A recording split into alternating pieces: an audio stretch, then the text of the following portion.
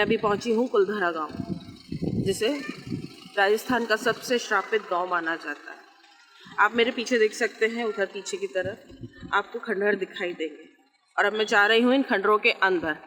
तो मेरे साथ बने रहिएगा अगर पूरी कुलधारा की कहानी जानना चाहते हैं और पूरा कुलधारा मेरे साथ घूमना चाहते हैं तो। Khamba Ganesa, this is Explorer Vidhu and I welcome you all to my channel. सबसे पहले मैं आप सभी को थैंक्स कहना चाहती हूँ मेरे चैनल को इतना पसंद करने और अपना सपोर्ट और प्यार देने के लिए। प्लीज़ आगे भी ऐसे ही अपना सपोर्ट बनाए रखिएगा।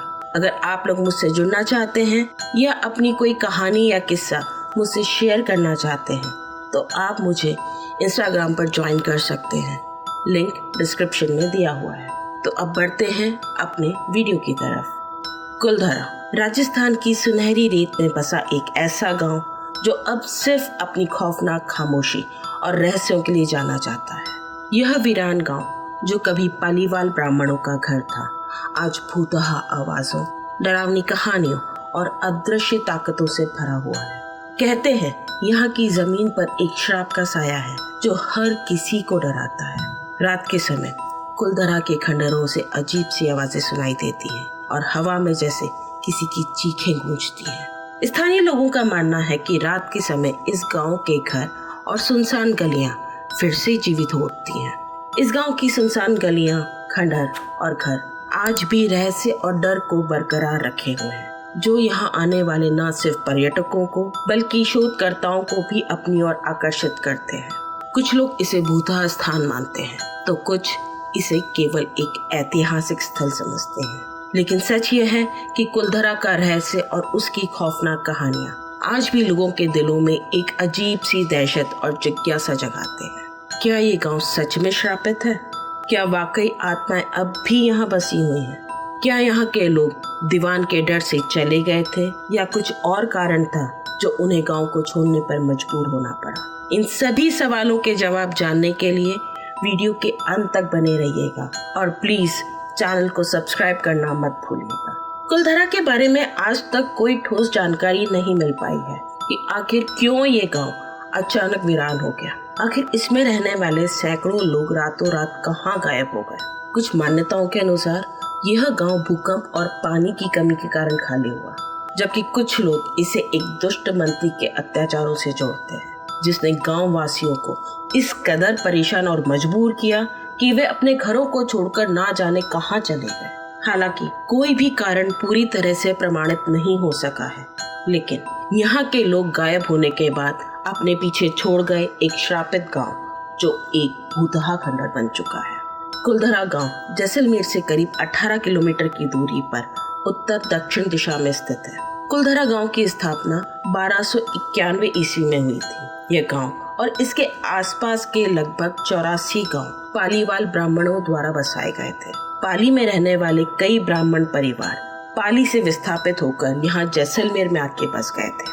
मूल रूप से पाली का होने के कारण इन्हें पालीवाल ब्राह्मण कहा जाता था। यहाँ के अधिकतर निवासी कृषि व्यापारी, साहूकार और किसान थे। पाली वालों ने सिंचाई की अलग अलग तकनीकें विकसित की, जिससे उन्हें सूखे रेगिस्तान में फसल उगाने में मदद मिली। इतिहासकार लक्ष्मी चंद जी की किताब त्वारीख ए जैसलमेर के अनुसार कधान पहला पालीवाल ब्राह्मण था जो कुलधरा में आकर बसा था और साथ ही उसने यहाँ पर एक तालाब भी खोदा था जिसे उधनसर नाम दिया गया था। उस समय के राजाओं के संरक्षण में ये गांव फला फूला, जिन्होंने उन्हें कर में छूट और भूमि अधिकार दिए। पाली वालों ने कुलधरा में एक शांतिपूर्ण और समृद्ध जीवन के लिए सुंदर घर, मंदिर, कुएं और सड़कें बनवाई। लेकिन फिर ऐसा क्या हुआ कि एक ही रात में ये गांव खाली हो गया? कुलधरा का रहस्य सन 1825 में शुरू हुआ, जब अचानक रातों रात पूरे गांव के लोग एक साथ गायब हो गए थे। जाते वक्त अपने पीछे छोड़ गए 800 घर जो अब खंडहर हो चुके हैं और कुछ किंवदंतियां। जैसलमेर के स्थानीय निवासियों के अनुसार 18वीं सदी के राजा का दीवान था सालिम सिंह। कुलधरा गांव दीवान सालिम सिंह की जागीर के अधीन आता था। दीवान सालिम सिंह एक बेहद ही क्रूर, जालिम, लालची और जलील किस्म का इंसान था। वो जागीर में रहने वाली सभी महिलाओं को अपनी ही जागीर समझता था और उन पर गंदी नजर रखता था। दीवान बिना राजा की जानकारी में आए गांव वालों से अनैतिक तरीके से बहुत ज्यादा कर वसूल करता था। हद से ज्यादा कर की वजह से गांव वाले काफी परेशान रहा करते थे। एक बार दीवान कर वसूल करने जब गांव में गया तब उसकी नजर गांव के मुखिया की बेटी पर पड़ी। मुखिया की बेटी बहुत खूबसूरत थी। दीवान को मुखिया की बेटी पसंद आ गई। मुखिया की बेटी को अनैतिक तरीके से अपने साथ ले जाना चाहता था। दीवान ने गांव वालों को धमकी दी कि वो अपनी मर्जी से मुखिया की बेटी को उसके साथ भेज दे। अगर गांव वालों में से किसी ने बीच में आने की कोशिश की तो ये उनके लिए अच्छा नहीं होगा। एक दिन की मोहलत देकर दीवान वहां से चला गया। गांव वाले उस दीवान से परेशान हो चुके थे और अपने गांव की बेटी को उसके हवाले नहीं करना चाहते थे। अपने गांव की औरतों के सम्मान की रक्षा के लिए गांव वालों ने एक कठोर निर्णय लिया। कोई भी अन्य विकल्प ना देखते हुए उन्होंने इस तरह से अपमानित होने की बजाय अपना जरूरी सामान, जानवर और परिवार के लोगों के साथ सभी 84 गांव के लोगों ने गांव छोड़कर चले जाने का फैसला किया। वे लोग कहां चले गए इसका पता आज तक नहीं लग पाया है। जब दीवान ने गांव वालों की खोज में अपने सैनिकों को भेजा तो दूर दूर तक तलाश करने के बाद भी किसी को कोई गांव वाला नहीं मिला। ना ही काफिले के पैरों के निशान ही कहीं रेत के धोरों पर दूर दराज तक दिखाई दिए। सारे गांव वाले बस उस रेगिस्तान में कहीं गायब हो गए थे।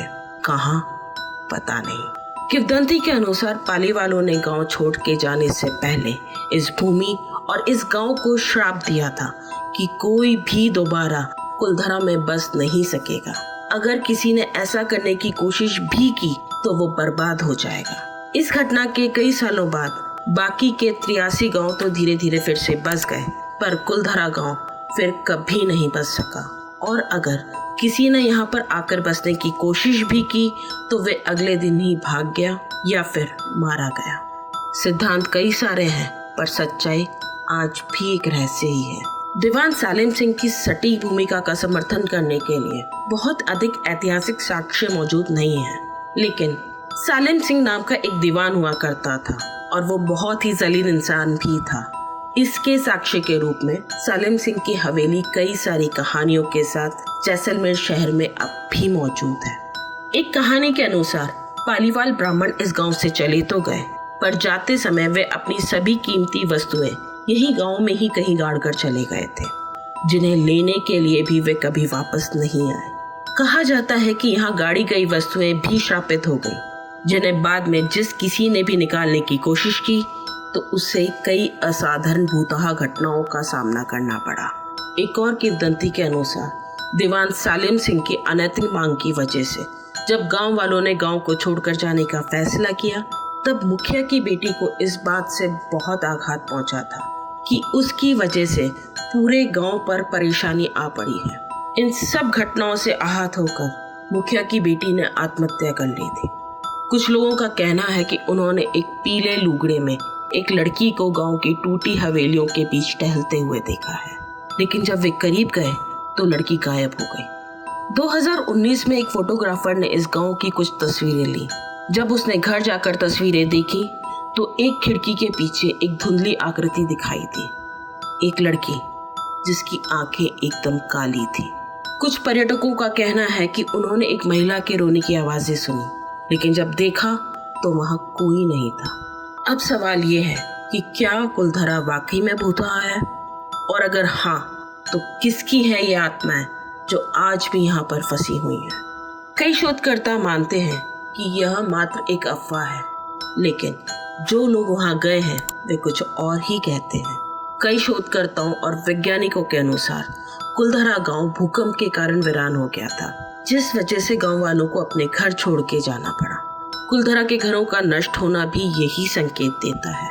हालांकि इस सिद्धांत को बाद में खारिज कर दिया गया, क्योंकि खुदाई के दौरान पूरे कुलधरा गांव में कोई भी मानव अवशेष कभी नहीं मिला।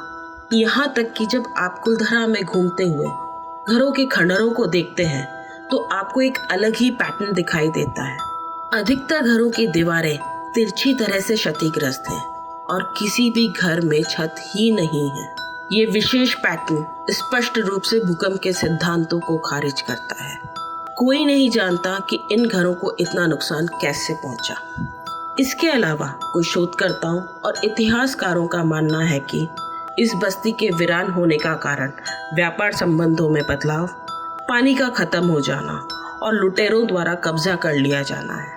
पर उस समय का कोई लिखित रिकॉर्ड मौजूद नहीं है, इसीलिए इसका कोई सटीक कारण बता पाना बहुत ही मुश्किल है।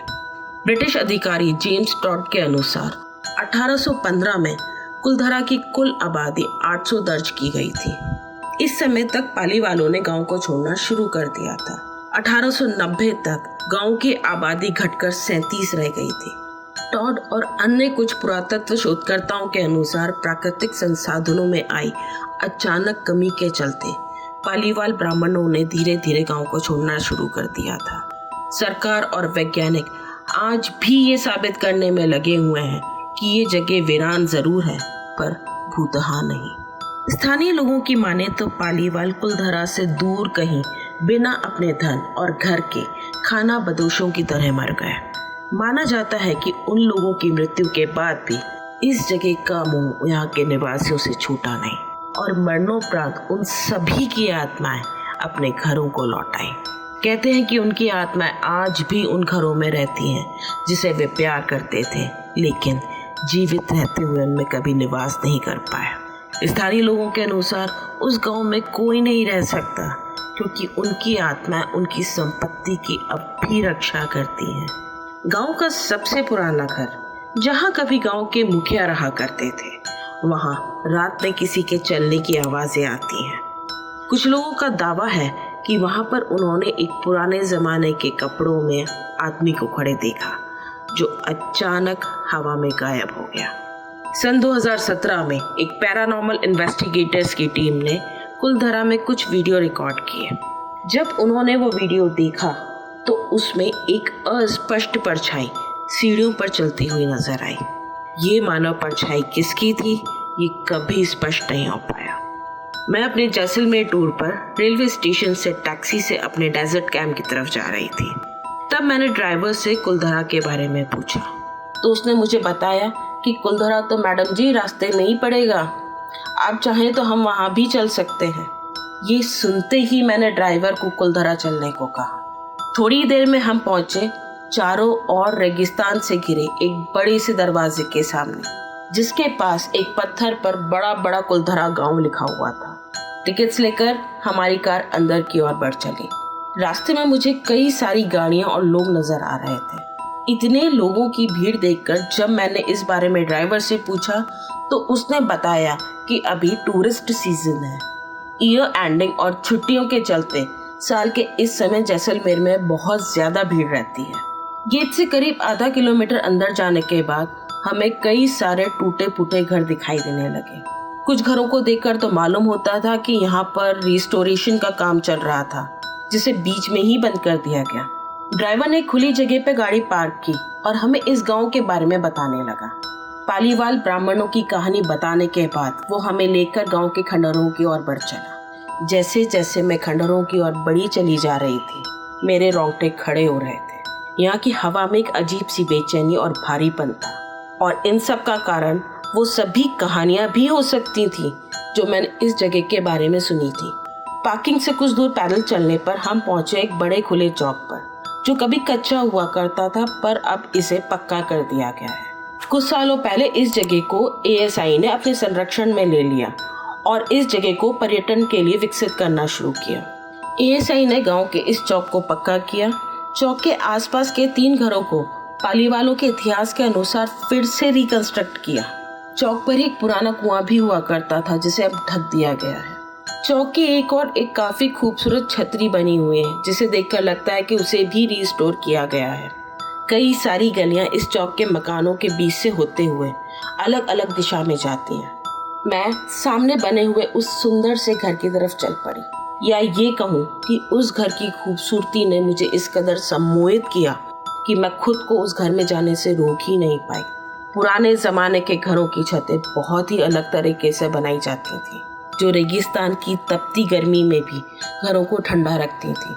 जब मैं सीढ़ियों से होते हुए इस घर की छत के ऊपर पहुंची तो वहां पर काफी भीड़ थी। इस भीड़ में मुझे एक काफी उम्रदराज गार्ड साहब खड़े हुए दिखाई दिए, तो मैं चल पड़ी उनसे बात करने। उन्होंने कैमरे पे बात करने से मना कर दिया। पर मैंने उनकी सारी बातें ध्यान से सुनी। अब मैं बताती हूँ कि उन्होंने हमको इस जगह के बारे में क्या क्या बताया। गाद साहब के अनुसार ये जगह वाकई में श्रापित है। इस गांव में अक्सर ऐसी घटनाएं लोगों के साथ घटती रही हैं जिसका कोई एक्सप्लेनेशन नहीं है। ये सभी घटनाएं कुछ विशेष दिनों में घटती हैं, जैसे ग्रहण, पूर्णिमा, मावस आदि। गार्ड साहब और उनके साथियों ने भी चीज़ों को एक्सपीरियंस किया हुआ है। गार्ड और उसके साथी कभी भी शाम होने के बाद यहाँ अंदर नहीं रुकते, चाहे कुछ भी हो जाए। इसके अलावा उन्होंने हमें सालिम सिंह वाली कहानी भी सुनाई, जो मैं आपको पहले सुना चुकी हूँ। इन 3 घरों के अलावा भी कुछ और घरों को यहाँ ठीक करने की कोशिश की गई मालूम पड़ती है। उन सभी को देखकर लगता है कि किन्हीं कारणों से काम बीच में ही रोक दिया गया और काफी अरसे से रुका हुआ ही है। पर एक काफी अजीब सी बात पर मेरा ध्यान गया कि जो घर रिकंस्ट्रक्ट किए गए हैं, अगर वो 2 मंजिला थे तो उनके ऊपर की मंजिलों पर छत नहीं थी, और अगर वो 1 मंजिला थे तो भी उनमें छत नहीं थी।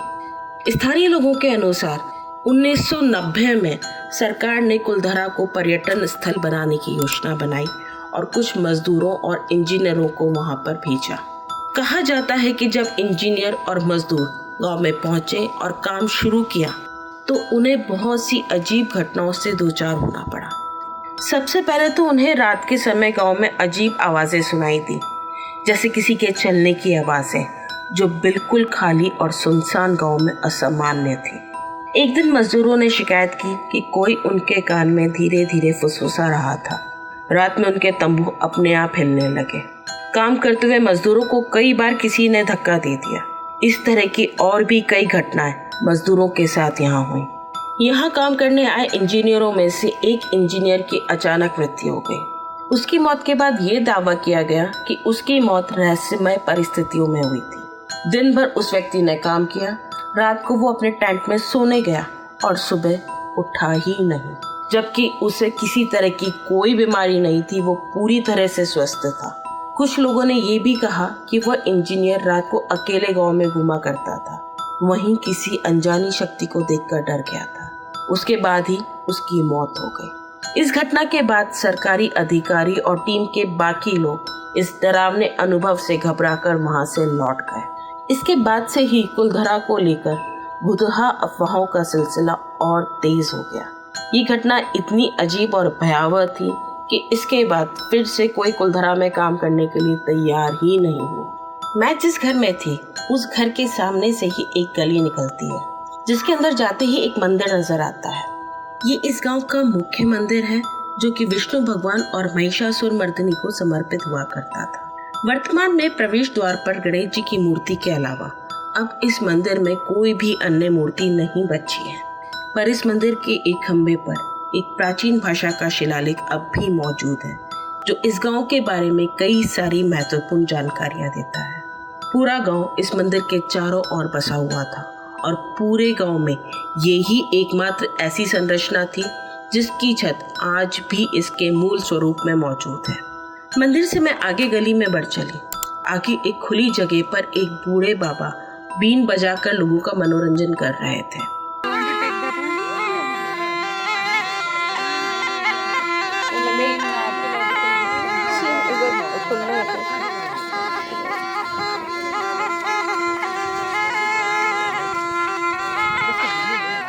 कुछ समय तक हम मंत्र मुग्ध से उन बाबा की बीन को सुनते रहे। तभी उनके पीछे लगे एक बड़े से पत्थर पर मेरी नजर गई। इस पत्थर पर पूरे कुलधरा गांव का नक्शा बना हुआ था और एएसआई द्वारा इस गांव का एक संक्षिप्त वर्णन भी दिया हुआ था। पास ही में एक काफी बड़ा और बेहद सुंदर घर था, जिसे हम उस समय की हवेली भी कह सकते हैं। ये एक समय पर गांव के मुखिया का घर हुआ करता था। इस घर को एएसआई ने पुराने समय के अनुसार फिर से रिबिल्ड किया है। इस घर में अतिथि कक्ष, बरामदे, आंगन, कोठा यानी कि स्टोर रूम, रसोई, औरा यानी कि ट्रेजर रूम और शयन कक्ष बने हुए थे। औरा में एक कमरे के बराबर ही अंडरग्राउंड कमरा बना हुआ था। वहाँ के गार्ड के अनुसार इस तरह के कमरे हर घर में हुआ करते थे, जिनमें यहाँ के लोग अपनी बेशकीमती चीजें छुपा कर रखा करते थे। गांव छोड़कर जाते समय भी गांव वाले अपनी कीमती चीजें घर के नीचे बने औरा में छुपा कर चले गए थे। शायद ये बेशकीमती चीजें अब भी कई घरों के नीचे मौजूद औरों में दफन है और इंतजार कर रही हैं अपने असली मालिकों के लौट आने का। इस घर से निकलकर मैं चल पड़ी गांव को एक्सप्लोर करने। यहाँ गार्ड साहब ने मुझे कहानी सुनाई जिसके अकॉर्डिंग जब पालीवाल ब्राह्मण यहाँ से भागे थे तो वो अपनी वैल्यूएबल्स, जो अपनी कीमती सामान थे, अपने घरों के नीचे बने हुए तहखानों में छुपा कर चले गए थे। और ऐसा कहा जाता है कि वो अब भी यहाँ मौजूद हैं। और जब भी किसी ने आके उन चीज़ों को ढूंढने या उनको निकालने की कोशिश की तो पालीवाल ब्राह्मणों का श्राप उन पे लगा है।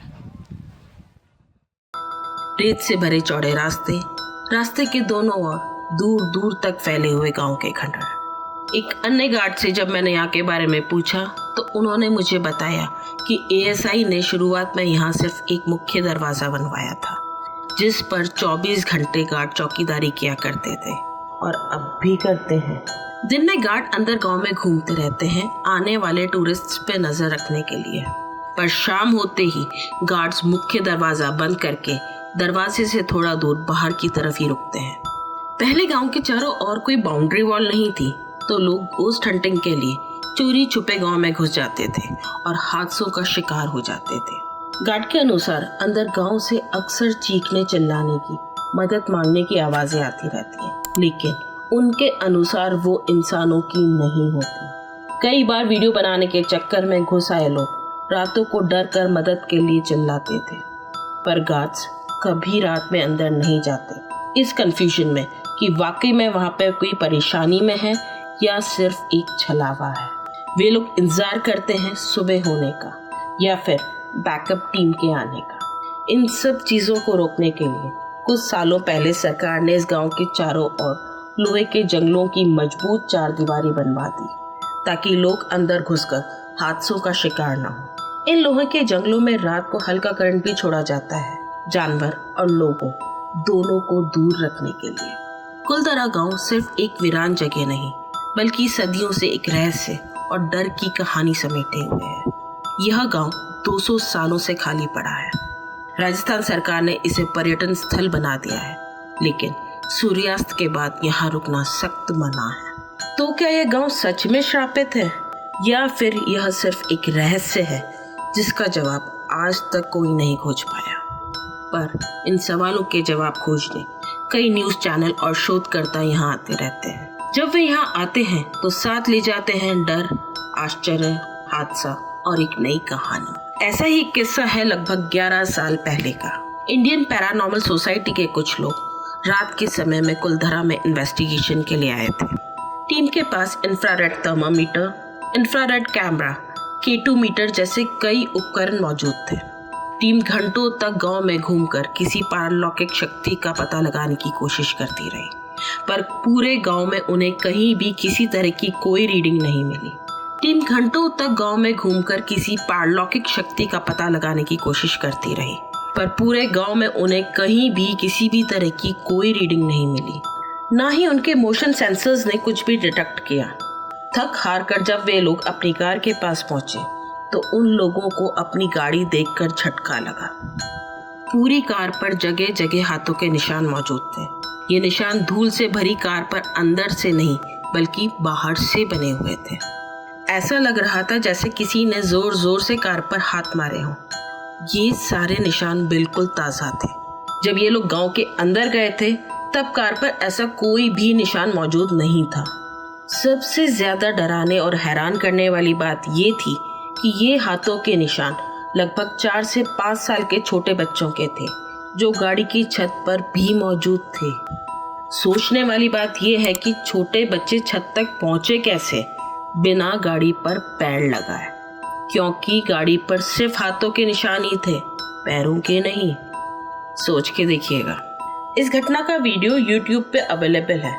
मैं कॉपीराइट की वजह से यहाँ शेयर नहीं कर सकती, पर आप चाहें तो डिस्क्रिप्शन में मौजूद लिंक पर क्लिक करके आप उसे देख सकते हैं। एक अन्य मामले में मशहूर पैरानॉर्मल इन्वेस्टिगेटर स्वर्गीय गौरव तिवारी भी अपनी टीम के साथ 2011 में यहाँ पर इन्वेस्टिगेशन के लिए आए थे। टीम जो गैजेट साथ में लाई थी उनमें गांव में जाते ही असामान्य रीडिंग्स मिलने लगी थी। एक डिवाइस कुछ जगहों पर काफ़ी हाई इलेक्ट्रोमैग्नेटिक फील्ड दिखा रही थी, जबकि उस गांव में इलेक्ट्रिसिटी है ही नहीं, ना ही उस गांव से दूर दूर तक कोई इलेक्ट्रिक वायर या लाइन जाती है। तो ये एनर्जी फील्ड्स क्या थी जो मशीन डिटेक्ट कर रही थी? एक चबूतरे के पास पहुंचकर इंफ्रारेड थर्मामीटर ने अचानक से तापमान में गिरावट दिखाई।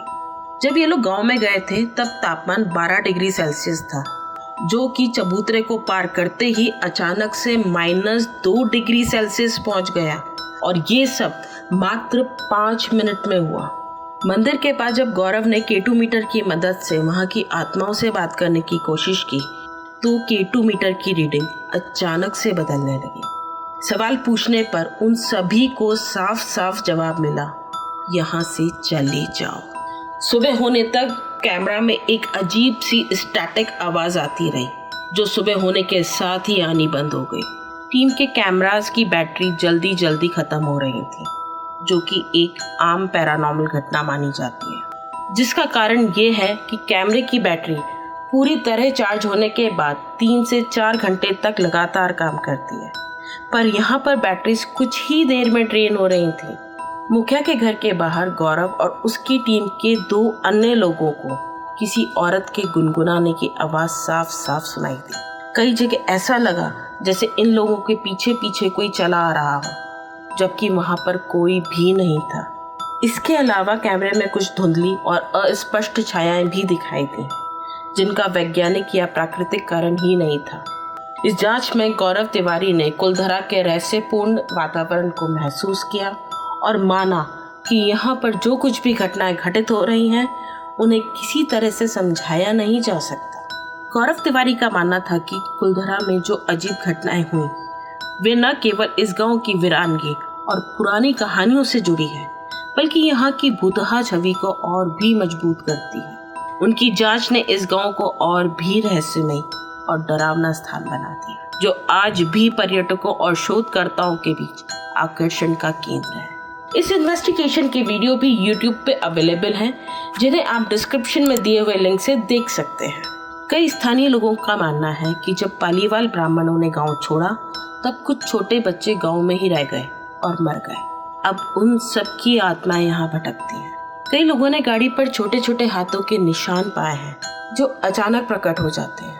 कुछ पर्यटकों ने ऐसा महसूस किया कि कोई बच्चा उनकी शर्ट खींच रहा था, लेकिन पीछे कोई नहीं था। कई बार गांव के अंदर जाने वालों को हवा में हंसी और धीमी धीमी फुसफुसाहटें सुनाई दी हैं। वहीं कुछ और स्थानीय लोगों का कहना है कि अगर कोई रात को गांव में रुकने की कोशिश करता है तो वो रास्ता भटक जाता है और सुबह तक गांव के बाहर नहीं निकल पाता। कई बार ये भी हुआ है कि रात के समय कुछ लोग गांव में घूमते हुए अचानक लापता हो गए और फिर कभी नहीं लौटे। ऐसा ही एक किस्सा है 2015 का। एक फोटोग्राफर अपनी टीम के साथ कुलधरा गांव के शॉट्स लेने आया। उसने गांव की पुरानी हवेलियों और गलियों की तस्वीरें लेना शुरू किया। तभी उसने अपने साथियों से कहा, मैं थोड़ी देर में अकेला घूमकर कुछ अच्छे शॉट्स लेना चाहता हूँ। ये कहकर वह अकेला ही गांव के अंदर चला गया। 10 मिनट बाद जब दोस्त उसे बुलाने गए तो वो कहीं नहीं मिला। वो लोग पूरे गांव में उसे ढूंढने लगे, लेकिन कोई सुराग नहीं मिला। फिर एक टूटे घर के पास उसका कैमरा पड़ा मिला। जब उन्होंने कैमरा ऑन किया तो उसकी आखिरी तस्वीर में एक धुंधली परछाई नजर आई। किसी ने उसके कंधे पर हाथ रखा हुआ था। उसका शव कुछ दिनों बाद गांव से कई किलोमीटर दूर सूखी कांकनी नदी के किनारे मिला, लेकिन उसकी मौत का कारण आज तक पता नहीं चला। यूट्यूबर्स, पर्यटक, वैज्ञानिक, शोधकर्ता, सिर्फ इनको ही नहीं, कुलधरा ने कई फिल्म निर्माताओं को भी अपनी ओर आकर्षित किया। कालो, एजेंट विनोद, नानक शाह फकीर, भूत रिटर्न जैसी कई फिल्मों की शूटिंग इन खंडरों में की गई है। इसके अलावा फियर फाइल्स और weekend with Sunny Leone television series के कुछ एपिसोड भी कुलधरा में शूट किए गए हैं। 2017 में तमिल फिल्म थीरन अधिकारम ओंडू के क्लाइमैक्स को कुलधरा में शूट किया गया था। फिल्म के दल ने अपने सेट के लिए गांव में कुछ नई संरचनाएं खड़ी कर दी। उन्होंने शूटिंग आवश्यकताओं के लिए गांव के खंडरों की दीवार को तालिबान के प्रतीक चिन्ह और उर्दू शब्दों से रंग दिया। उन्होंने देहाती लुक पाने के लिए कुछ दीवारों को गोबर के उपलों से भी ढक दिया। स्थानीय लोगों ने उन पर पुरातात्विक संपत्ति को खराब करने का आरोप लगाकर सरकार और पुलिस में कंप्लेंट की। तब राजस्थान सरकार ने शूटिंग पर रोक लगा दी। पुरातत्व विभाग ने निर्माताओं पर 1 लाख का जुर्माना किया और उन्होंने क्षतिग्रस्त संरचनाओं को बहाल करने के लिए 3 लाख और जमा कराने को कहा। 3 दिन की मरम्मत के बाद दीवारों से तालिबान की तस्वीरें, उर्दू मुहावरे और गोबर के उपले हटा दिए गए। अभी भी मैं जब कुलधरा में घूम रही थी तब मैंने वहाँ कई लोगों को देखा था जो फोटो और रील्स के लिए दीवारों पर चढ़े जा रहे थे, लात मारकर दीवारों को गिराने की कोशिश कर रहे थे। जिन घरों को फिर से बनाया गया है उनकी दीवारों पर कुछ लिख रहे हैं। क्यों करना होता है ये सब लोगों को ऐसी जगहों पर आकर? लोगों को जरूरत है ये समझने की कि ये हमारी धरोहर है, इसको सहेज के रखने की जरूरत है, ना कि बर्बाद करने की। और बर्बाद भी कर रहे हो तो ऐसी जगह को जो पहले से ही श्रापित है। अगर आप यहाँ पर गांव को नुकसान पहुँचाने की कोशिश करते हैं तो जाने अनजाने में आप भी इस श्राप का हिस्सा बन रहे हैं और इस श्राप को अपने साथ अपने घर ले जा रहे हैं। कुलधरा गांव राजस्थान की सुनहरी रेत में बसा एक ऐसा रहस्य है जिसे समय ने खुद में समेट लिया है। ये गांव आज भी अपने खंडरों की एक अनकही कहानी और कई अनसुलझे सवालों का घर बना हुआ है। हर कोने, हर दीवार, हर बिखरी हुई ईंट जैसे अपनी दास्तान सुनाने को बेताब। कुलधरा की वीरानी, उसकी सिहरन और वो खौफ जो हर कदम पर महसूस होता है, ये सब इस गांव को एक भूतहा और रहस्यमयी लोकेशन में तब्दील कर देता है। ये सवाल आज भी हमारे मन में कौंधता है। क्या कुलधरा सच में एक श्रापित गांव था जिसे उसके खुद के लोगों ने छोड़ दिया था क्योंकि वे डर गए थे, या उन्हें किसी अदृश्य ताकत का सामना करना पड़ा था? क्या गांव में आई अचानक तबाही के पीछे कोई कुदरती आपदा थी जैसे भूकंप, या फिर इसके पीछे कुछ और गहरा कारण था? इन सवालों के उत्तर कभी नहीं मिले, लेकिन सबसे बड़ा और अनसुलझा सवाल आज भी वही है।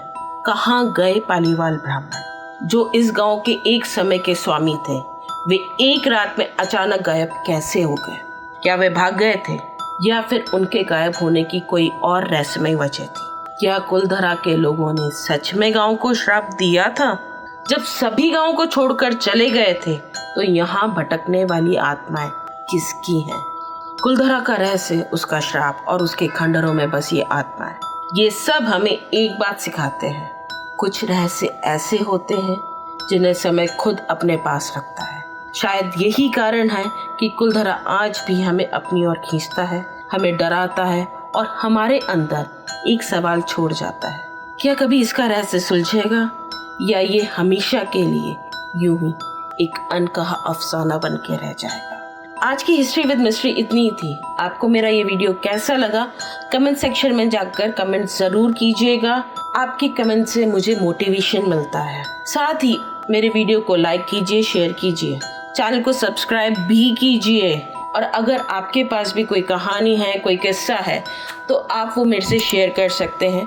मेरा मेल आईडी और मेरा इंस्टा का लिंक नीचे बायो में दिया गया है। और ऐसे कई सारे और भी वीडियोस के लिए बने रहिए मेरे साथ। तब तक के लिए राम राम सा।